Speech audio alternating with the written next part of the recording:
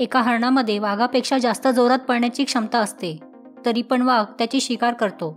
कारण हरणाच्या मनात कायम वाघाविषयी असलेली भीती आणि वारंवार थांबून मागे वळून बघायची सवय, ह्या गोष्टींमुळे हरिण वाघापेक्षा जास्त जोरात पळण्याची क्षमता असून पण मारले जाते. आपल्या आयुष्यातही असेच बऱ्याचदा घडताना दिसते. क्षमता असूनही ती व्यक्ती योग्य त्या ध्येयापर्यंत पोहोचत नाही. डिस्ट्रॅक्शन्सनी भरलेल्या सोशल मीडियाच्या जमान्यात तुम्हाला तुमच्या ध्येयापर्यंत पोहोचण्यासाठी मनातील भीती दूर करून फुल कॉन्फिडन्सने फक्त स्वतःच्या कामावर फोकस ठेवायचा आहे. तेव्हाच रिझल्ट तुम्हाला हवा तसा भेटेल. एक गोष्ट कायम लक्षात ठेवा, आज तुम्ही वेळ वाया घालवला आणि लाईफमध्ये फेल झाला तर ह्या गोष्टीने कोणाला काहीच फरक पडणार नाही. फरक फक्त तुम्हालाच पडेल. तुमचे EMI, तुमच्या मुलांचे शिक्षण आणि बऱ्याच गोष्टी कोणीच तुम्हाला विचारायला येणार नाही. त्यामुळे जी मेहनत करायची ती आजच करा, आत्तापासूनच करा.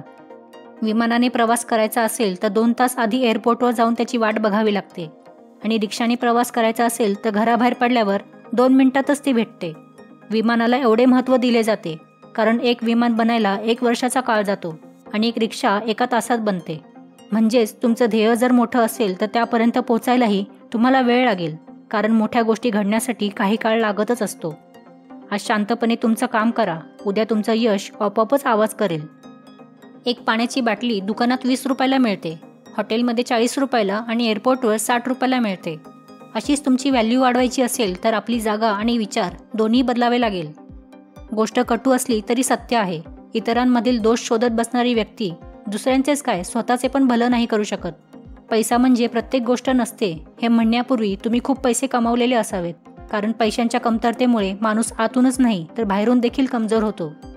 श्रीमंत बनायचं असेल तर एक गोष्ट समजून घ्या, नवीन कपडे तुम्हाला एका दिवसासाठी आनंद देतील, नवीन बाईक 2 आठवडे आनंद देईल, एक नवीन फोन तुम्हाला 2 महिने आनंद देईल आणि एक नवीन कार तुम्हाला वर्षभर आनंद देईल.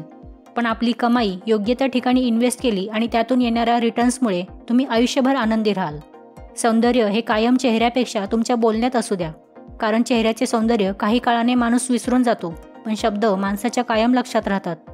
उकळत्या पाण्यात जसे आपले प्रतिबिंब दिसत नाही, तसेच अस्थिर मनाला कोणत्याच प्रॉब्लेम्सचे उपाय दिसत नसतात. त्यामुळे मन शांत ठेवा, उपाय आपोआपच भेटतील.